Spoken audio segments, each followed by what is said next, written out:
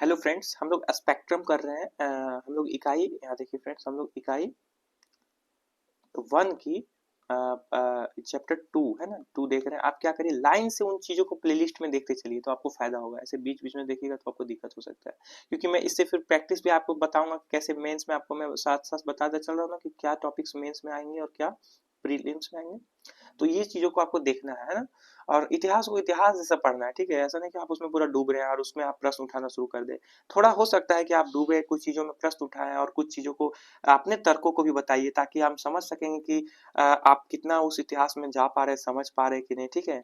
कुछ चीजें को आप समझना चाहेंगे कि किस उस वक्त के विचारधारा कैसे थे। आइए हम लोग महिलाओं की भूमिका को समझेंगे अब। महिलाओं की भूमिका को समझिए, नारीवादी उपागम को समझिए। इतिहास लेखन में एक नारीवादी उपागम भी है जो नारियों के बारे में क्या बताता है, उसको समझते हैं। इतिहास लेखन में लगभग सभी प्रमुख प्रवृत्तियां औपनिवेशिक से लेकर अधीनस्थ या उपाश्रित उपागम इतिहास में महिलाओं की वास्तविक स्थिति या भूमिका या दर्जा एवं योगदान को स्पष्ट करने में असफल रही है। आपको पता है, शुरू से ही महिलाओं की भूमिका को बताना ही हमारे असफलता है, क्योंकि महिलाओं ने कुछ योगदान नहीं किया ऐसा बहुत कोई मानते हैं, ठीक है, और वह इतिहास में ऐसा लिखते हैं। किंतु नारीवादी उपागम में हम लोग नारियों की भूमिका को समझेंगे, क्योंकि ये इन्हें वो असफल रहे इनको प्रस्तुत करने में। महिलाओं के योगदान पर इतिहास, और याद रखिए महिलाओं के जो नाम आएंगे उसको आप लिख लीजिए ताकि आपको काम आ जाए, ठीक है। महिलाओं के योगदान पर इतिहास लेखन का आरंभ कब हुआ? 1997, आप लिखिए इसको।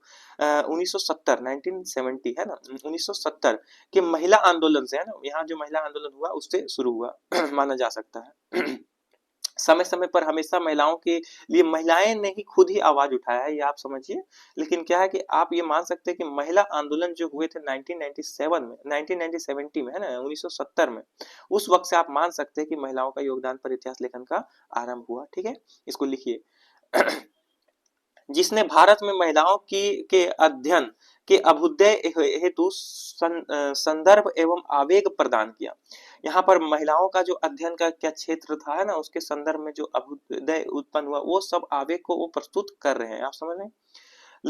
लोतिका सरकार, है ना, देखिए लोतिका सरकार, है ना, इसको नोट डाउन करिए कीवर्ड्स। लोतिका सरकार ने बताया कि स्थापित एवं स्वचेतन परंपरा के तौर पर महिला इतिहास की शुरुआत 1970 के दशक में शुरू हुई। जब 1970 के दशक में आप यहाँ लिख चुके हैं तो वहीं पर आप लोतिका सरकार ब्रैकेट में लिख लीजिए, बस इतना आप करिए। इसका संबंध इससे है कि उन्होंने बताया है कि 1970 में ये शुरू हुआ इतिहास लेखन में महिलाओं की भूमिका को दर्शाना, ठीक है। यहाँ देखिए 1970 के दशक में शुरू हुई, क्योंकि कई नारीवादी बुद्धिजीवियों ने, खुद नारियों ने, ठीक है, कुछ नारीवादी बुद्धिजीवियों ने स्वयं को बलात्कार, दहेज, घरेलू हिंसा के विरुद्ध शक्तिशाली एवं उग्र आंदोलन में संलग्न किया। यहाँ पर देखिए महिलाओं का उस वक्त की स्थिति आपको समझना पड़ेगा कि महिलाओं को दहेज, बलात्कार और घरेलू हिंसा का सामना करना पड़ता था। और ये इन सब चीजों के लिए ही बनी है ऐसा नहीं है। उन्होंने इसके विरुद्ध क्या किया? शक्तिशाली एवं उग्र आंदोलन में संलग्न हुई। ये बहुत ही महत्वपूर्ण चीजें हैं कि भारत में बहुत सारी महत्वपूर्ण चीजें हैं हुई है महिलाओं को लेकर। आपको समझना है कि वे खुद उन सभी संघर्षों के बावजूद वे खुद को आंदोलन में भाग लेना एक बहुत बड़ी बात होती है, आप समझ सकते हैं उस टाइम पीरियड में, ठीक है। महिलाओं के प्रति लेखन बी आर नंदा, किन्होंने किया? आप यहाँ नोट डाउन करिए महिलाओं के लिए। बी आर नंदा द्वारा संपादित Indian women from purdah to modernity, है ना, मॉडर्निटी, है ना, जैसे कार्य के साथ शुरू हुआ, ठीक है। इन कार्यों के साथ शुरू हो गया। औपनिवेशिक काल में भारतीय महिलाओं के की अत्यंत दयनीय स्थिति, है ना। आप समझिए कि जब औपनिवेशिक काल था, जब भारत का उपनिवेश बन चुका था, उस टाइम पीरियड में महिलाओं का अत्यंत बहुत ही दयनीय स्थिति था। और उसको कौन? पंडित रामाबाई द्वारा लिखित the high cost Hindu women, the high cost Hindu women 1887, है ना, 1887, और कैथरीन मेयो द्वारा लिखित मदर इंडिया 1927। आप समझे फ्रेंड्स, ये जो किताबें हैं और ये जो लिखा गया लेख, इसको आप लिखिए कॉपी में, आपको ये काम आएगा। क्योंकि आप ये विमेन इंपावर में जब भी आप क्वेश्चन आता है तो आप वहां पे पुट कर दीजिएगा कि इतिहास लेखन से ही हमारा शुरुआत इन चीजों से हुई है, समझ रहे हैं। कौन कौन सा? द कास्ट हिंदू वुमेन और मदर इंडिया 1927, ये कौन लिखा है? ये सब नाम लिख लीजिए आप, ये सब नाम याद रखिए। कैथरीन मेयो और रामाबाई है ना, इसको पंडित रामाबाई, इसको याद रखिए। भारतीय सभ्यता में महिलाओं की स्थिति और दर्ज से संबंध अन्य लेखकों में बीसी लॉ, है ना, women in Buddhist lecture 1927, women in Buddhist lecture 1927, ये सब नाम आपको याद रखना है। इन चीजों को आपको कुछ कुछ नाम याद रखिए, सब आप याद नहीं रख पाइएगा, कुछ कुछ चीजें याद रखिए, कुछ फैक्ट जो ऊपर वाले दो नाम है उसको याद रखिए, और टाइम पीरियड समझते चलिए।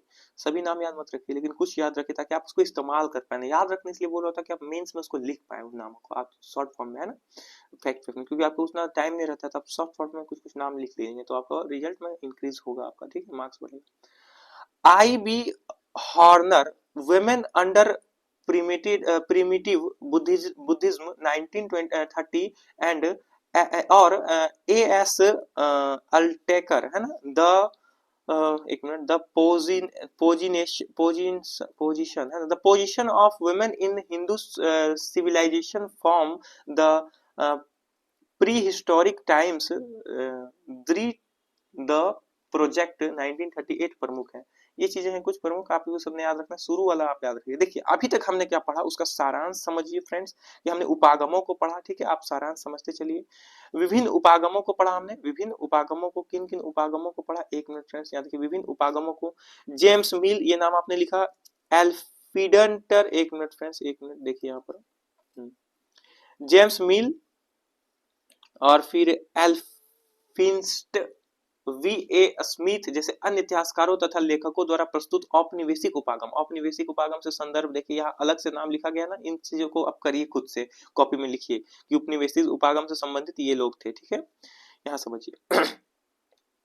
जो औपनिवेशिक उपागम है, भारत के अवरुद्ध और पिछड़े समाज की सभ्यता के तौर पर चित्रित किया। आपको मैंने बताया कि कैसे उन्होंने भारत को एक अवरुद्ध और पिछड़े समाज और यहाँ की संस्कृति बहुत प्राचीन आदम जमाने की, ऐसा उन्होंने चित्रित किया। जबकि अपने देश ब्रिटेन को गौरवशाली रूप में प्रस्तुत किया, और यहाँ वैज्ञानिक दृष्टिकोण से बताया कि कैसे वहां पर ये चीजें हैं कि हमारे यहाँ के ये साइंस एंड टेक के क्षेत्र में वो बहुत ज्यादा ये डेवलप है। इस उपागम ने ब्रिटिश द्वारा भारत के औपनिवेशिकरण को न्यायोचित ठहराया। आप समझ रहे हैं कि भारत के औपनिवेशिक को न्यायोचित ठहराया कि क्यों यहाँ पर हम उपनिवेश बना दिए भारत को और यहाँ से हम शासन करेंगे। ये बहुत जरूरी है क्योंकि ये भारत जो है ये बहुत पिछड़ा है, और भारत पिछड़ा है और इसको एक शासक की जरूरत है, और वो हम है, और हम बहुत डेवलप्ड है, हमारे यहाँ तरक्की हुई है, और यहाँ ये पिछड़ा समाज है। ये यहाँ को जाके हम लोग इसको शासन का रूल बताएंगे कि कैसे करना है। ये इनका विचारधारा था। इसमें आपने पढ़ा ये औपनिवेशिक उपागम में, ठीक है। उसका राष्ट्रवादी उपागम में कैसे आपने समझा कि हमने कैसे उन तथ्यों को वैज्ञानिक पद्धति से साबित किया कि वे गलत है, बस इतना। राष्ट्रीय उपागम में औपनिवेशिक उपागम के दावे को नकार दिया गया और ब्रिटिश शासन द्वारा भारत के शोषण को प्रस्तुत किया गया, और हमने ये भी बताया कि ब्रिटिश शासन कैसे हमारा शोषण किया, ठीक है। स्वतंत्रता पूर्व यह स्कूल भारत इतिहास के प्राचीन एवं मध्यकालीन से जुड़ा था, है ना। कुछ स्वतंत्रता से पूर्व यह क्या था, हमारे जो भारत की महानता को बताते हैं, ये शुरू से बताने वाले प्राचीन एवं मध्यकालीन से जुड़े थे। लेकिन स्वतंत्रता पश्चात राष्ट्रवादी उपागम ने आधुनिक भारत पर भी ध्यान दिया, ठीक है। तो ये चीजें हुई। आरसी मजूमदार तथा तारानंद इन उपागम से जुड़े। इस राष्ट्रवादी उपागम में क्या करिए, आप कुछ फैक्ट्स लिखिए कि आरसी मजूमदार तथा तारानंद इस उपागम से। अगर आपने नहीं देखा है तो चैप्टर 1 वाला जाके देखिए वीडियो, स्रोत आपको समझ आएगा, और चैप्टर 2 का ऑल वीडियोस आप जाके देखिए, मैंने शुरू में डिटेल समझाया है कि क्या स्पेक्ट्रम में बताया गया, ठीक है। यहाँ देखिए, मार्क्सवादी उपागम ने भारत में इतिहास लेखन की कला को प्रभावित किया। मार्क्सवादी उपागम ने क्या किया, भारत में कला को, कला के क्षेत्र में, इतिहास लेखन में जो कला है कि भारत के आर्ट एंड कल्चर कैसे है, कल्चर को, ये इन्होंने प्रभावित किया। कौन, मार्क्सवादी। तो आपको यह पूछा जाएगा कि किस उपागम ने भारत में कला को प्रभावित किया, तो आप क्या करिएगा, मार्क्सवादी याद रखिएगा कि नहीं। ये फैक्ट बेसिक चीजें। मार्क्सवादी उपागम ने औपनिवेशिक तत्व और साथ ही, मार्क्सवादी आप समझिए, मार्क्सवादी क्या किया, औपनिवेशिक और साथ ही राष्ट्रवादी उपागमों की मूलभूत कमजोरियों को सामने रखा। ये बताया कि इसमें क्या कमी है और इसमें क्या कमी है। इसने भारतीय समाज के विभिन्न वर्गों के बीच आंतरिक मतभेदों को भी उजागर किया, और इन्होंने बताया कि ई राष्ट्रवादी विचारधारा के अंदर भी जो लोगों के बीच में मतभेद है उसको भी वो दर्शाया। आप ऐसे डायग्राम से समझ सकते हो, औपनिवेशिक और राष्ट्रवादी के अंदर भी दो लोग जिसमें विभेद हो रहा है, ठीक है, आप समझ रहे हैं फ्रेंड्स। और क्या किया, इन्होंने समन्वय स्थापित करने का कोशिश किया, और R P Dutt A.R. Desai Bharat के प्रमुख मार्क्सवादी इतिहासकार थे। तो ये दो नाम याद रखिए आप, एग्जाम में आप इसी को यूज करिएगा, ठीक है। अगर ऊपर वाले नाम आपको याद नहीं है तो ये सब नाम याद रखिए। उपाश्रित उपागम ने लोगों की आवाज की उपेक्षा करने का आरोप मौजूदा सभी उपागमों पर लगाया। आपको पता है कि उपाश्रित उपागम जो है लोगों की आवाज जो उठाते हैं उनकी उपेक्षा करने वाले कारकों को दिखाया कि कैसे लोगों की आवाज उठाने में रोक लगाया जाता है। तथापि उसने लोगों की स्वचेतना पर आधारित नवीन इतिहास लिखी जाने का दावा किया। ये दावा किया कि स्वचेतना लोगों द्वारा जो नए विचारों को आ रहा है उस दृष्टिकोण से लोगों की भूमिकाओं को लिखा जाए, ऐसा इतिहास लिखने का उन्होंने दावा किया।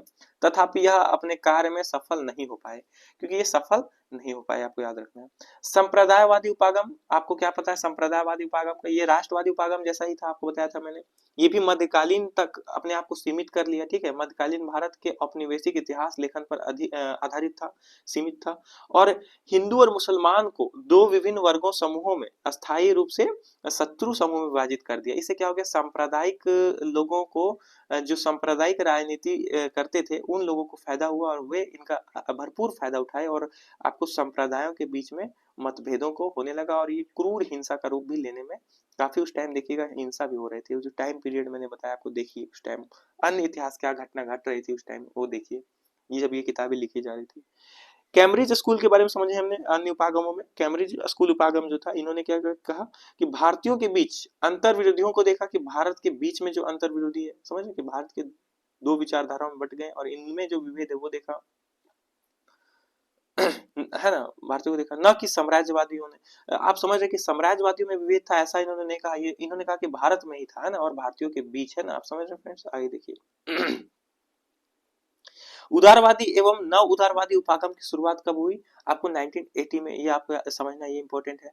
और ये दशक इंग्लैंड में हुई, है ना, ये दशक इंग्लैंड में हुई, 1980 इंग्लैंड में हुई। कहाँ पे हुई? इंग्लैंड में। इस उपागम के अनुसार क्या हुआ कि भारत में ब्रिटिश शासन उतना दमनात्मक या शोषणाकारी नहीं था। ये बोलता है कि इसका, इनकी पुस्तकों को आप पढ़ेंगे तो आप उसमें झलक पाएंगे कि ये बताना चाह रहे हैं कि इंग्लैंड जो है, यहाँ पे जो लिखा गया इसको शुरू में 1980 में, ये बताना चाह रहे हैं कि जो ब्रिटिश है इसका जो शासन था ये उतना भी दमनात्मक या शोषणकारी नहीं था जितना वाम राष्ट्रवादी उन्मुख उपागम ने इसे प्रचारित किया है। कि जितना राष्ट्रवादी विचारधाराओं ने इसे बताया है उतना हम लोग यहाँ पे उतना क्रूर नहीं थे। आपको जलियांवाला बाग हत्याकांड याद नहीं आया, आपको जो इतने सारे रेल घटनाएं नहीं याद आया जो हुए, दंगे नहीं याद आया आपको, है ना, कि कितने लोगों को आपने फांसी के फंदों पर चढ़ा दिया, ये सब आपको याद नहीं आया, है ना। ये सब चीजें आपको गुस्सा आएगा फ्रेंड्स, लेकिन क्या करना है आपको, एक स्टूडेंट की तरह से आपको जागरूक होकर समझना है चीजों को कि ये उपागम ने क्या कहने का कोशिश किया। इसके प्रस्तावों में Patrick O'Brien, Cain Hopkins and एवं हटनबैक प्रमुख थे। ये सब नाम आपको याद रखना है, कुछ कुछ चीजें, ताकि आप इस्तेमाल कर पाए। इन लोगों का भी विचारधारा था कि भारत में ब्रिटिश जो थे उतना ज्यादा शोषणकारी नहीं थे, जितना बुरा बताया गया उतना बुरा नहीं थे। भारत में नारीवादी उपागम औपनिवेशिक प्रणाली में कानूनी ढांचे जैसे संरचना का विश्लेषण करने, और यहाँ नारीवादी आप समझ गए, नारीवादी उपागम आपको पढ़ रहे हैं, और औपनिवेशिक प्रणाली में जो कानूनी ढांचे जैसे संरचना है, विश्लेषण और शोध पर ध्यान केंद्रित था कि कैसे महिलाओं को लेके क्या कानून थे, और इस पे देखिए महिलाओं के जीवन को प्रभावित किया इन कानूनों ने, इसको बताया, ठीक है। यह उत्पादक संसाधनों पर महिलाओं के स्वामित्व को अस्वीकार करने के कारकों को उत्पन्न महिलाओं के पिछड़ेपन तथा भेद्यता पर अधिक ध्यान देती है। ये क्या देती है कि जो संसाधन थे उन्हें महिलाओं के जीवन को प्रभावित किया, क्योंकि वे महिलाओं को नहीं मिले, और इस वजह से महिलाएं पिछड़ापन और भेद्यता का शिकार हुई। महिलाएं सिर्फ शोषण के लिए बनी है ऐसा नहीं है, और इन्होंने आंदोलनों में अपने को जाके साबित किया। ठीक है गाइस, आपको देखिए चैप्टर 2 कंप्लीट हो गया, चैप्टर 1 कंप्लीट हो गया, मतलब इकाई 1 कंप्लीट हो गया ना, इकाई 1। इसमें क्या पढ़ा हमने लोगों ने? स्रोत और उपागम, स्रोत एंड उपागम। आप, उम्मीद है कि आपको बहुत अच्छा से समझ आया होगा, चीजें बहुत क्लियर हो गई होगी। स्रोत क्या क्या है ये सब मैंने चैप्टर्स में बताया है, उपागम क्या क्या है ये आपको एकदम बेसिक से एकदम शॉर्ट फॉर्म में भी याद हो गया होगा। मैं उम्मीद कर रहा हूँ कि ये सब आप लिखते चल रहे हैं, ठीक है फ्रेंड्स। आप जाइए प्लेलिस्ट में जाना शुरू करिए, वहां पे जाइए, आपको सब मिल जाएगा, ठीक है फ्रेंड्स। और कोई भी दिक्कत है तो आप कमेंट करिए। Thank you friends.